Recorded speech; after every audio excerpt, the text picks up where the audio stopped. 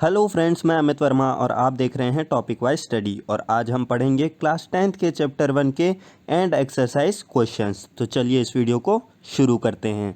उससे पहले अगर आप इस चैनल में नए हैं तो इस चैनल को सब्सक्राइब करें और बेल आइकन पे प्रेस ज़रूर करें, जिससे कि आपको इस चैनल से रिलेटेड लेटेस्ट नोटिफिकेशन मिलती रहे। फ्रेंड्स, तो चलिए शुरू करते हैं हमारे पहले क्वेश्चन से। पहला क्वेश्चन है हमारा, which of the statements about the reaction below are incorrect. ये जो स्टेटमेंट्स दिए गए हैं इसमें से कौन से स्टेटमेंट्स गलत है इस रिएक्शन से रिलेटेड। तो सबसे पहले रिएक्शन देख लेते हैं। रिएक्शन में क्या है, lead oxide plus carbon gives lead plus carbon dioxide. तो पहला देखते हैं, पहला स्टेटमेंट क्या दिया हुआ है हमको, लेड इज गेटिंग रेड्यूस्ड। ठीक है, सबसे पहले ये रिडक्शन और ऑक्सीडाइजेशन क्या होता है, अगर ऑक्सीजन किसी चीज में जुड़ रहा है या हाइड्रोजन उससे निकल रहा है तो उसको हम क्या बोलते हैं, ऑक्सीडाइज होना।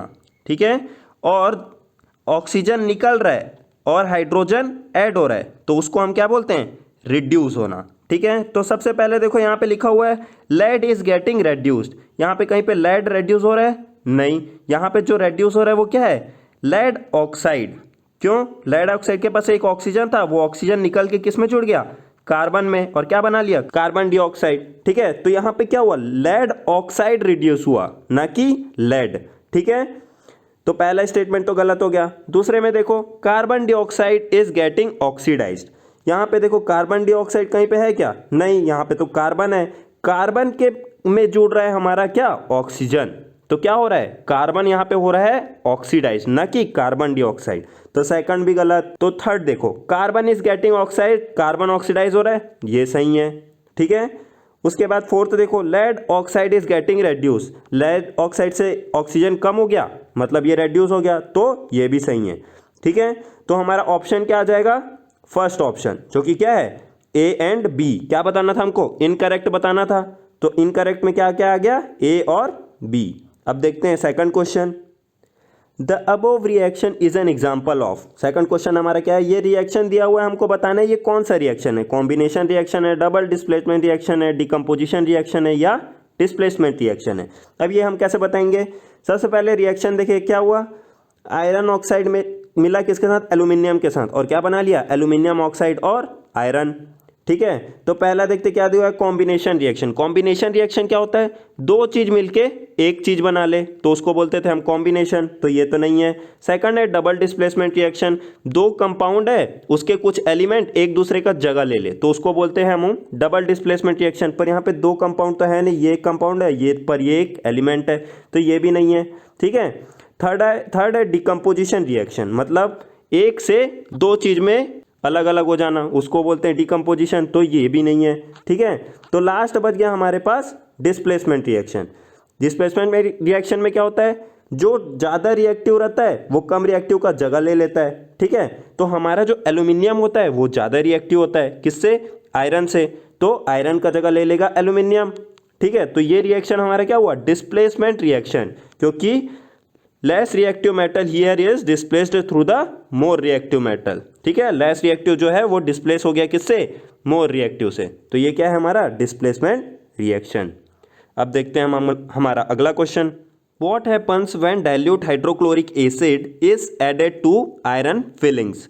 टिक the correct answer. MCQ type है, ये स्टेटमेंट दिया हुआ है, इसमें से कौन सा सही है ये बताना है। ठीक है, तो हाइड्रोक्लोरिक एक एसिड है और आयरन फिलिंग क्या है, एक मेटल है, और जब भी एक मेटल और एक एसिड एक दूसरे से रिएक्ट होते हैं तो हमेशा हाइड्रोजन गैस रिलीज होता है। ठीक है, तो हमारा इसके हिसाब से हमारा क्या हो जाएगा, पहला जो ऑप्शन है वो सही हो जाएगा, हाइड्रोजन गैस रिलीज और iron chloride are produce.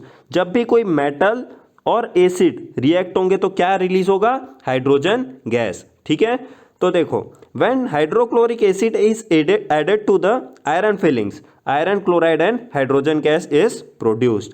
The iron displaces hydrogen from hydrochloric acid to form iron chloride and hydrogen gas. तो आंसर हमारा क्या हो गया, ऑप्शन ए। ठीक है, अब अगला question, what is balance chemical equation, why should chemical equation be balanced. ठीक है, तो यहां पे पूछा बैलेंस केमिकल इक्वेशन क्या होता है, और ये होता है तो ये बैलेंस क्यों होना चाहिए। ठीक है, तो सबसे पहले देख लेते हैं हम बैलेंस केमिकल इक्वेशन क्या होता है। ये एक ऐसा इक्वेशन होता है जिसमें दोनों साइड के जो एलिमेंट्स के एटम होंगे वो सेम होने चाहिए। अगर इधर एक Fe है तो इधर भी एक ही Fe होना चाहिए। अगर ये 2 हो गया तो इधर भी 2 होना चाहिए। तब एक इक्वेशन को हम क्या बोलते हैं, बैलेंस केमिकल इक्वेशन। दूसरा होता है हमारा the equation is molecular, the gas if the involve in the equation must be molecular form. ठीक है, कभी भी हम इक्वेशन में किसी भी गैस को आयन फॉर्म में नहीं लिखेंगे। जैसे हाइड्रोजन को आयन फॉर्म में क्या होता है H+, तो कभी भी हम केमिकल इक्वेशन लिखेंगे तो कभी H+ का यूज नहीं करेंगे, हमेशा हम क्या लिखेंगे H2, या O2- नहीं लिखेंगे, हमेशा क्या लिखेंगे हम लोग O2। ठीक है, तो हमेशा मॉलिक्यूलर फॉर्म यूज करते हैं हम लोग किसी भी गैस का, किसमें, एक केमिकल इक्वेशन में।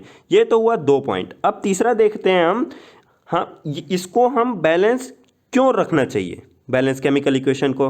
ठीक है, तो इसका कारण ये है कि हम जब भी बैलेंस केमिकल इक्वेशन रखते हैं तो हम क्या मेंटेन करते हैं, law of conservation of mass. ठीक है, the chemical equation have to be balance to fulfil the requirement of law of conservation of मास।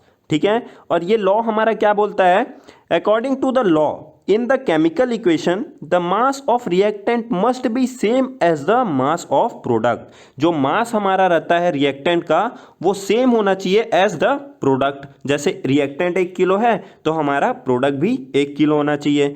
और ये पॉसिबल कब होगा, this is possible only if the atoms of different atoms of reactant and products are equal. हमारे जो reactant की तरफ element है उसके एटम्स और जो हमारे प्रोडक्ट है उस तरफ जो एलिमेंट्स है उसके एटम्स, दोनों के एटम्स जब इक्वल होंगे तभी ये होगा हमारा पॉसिबल।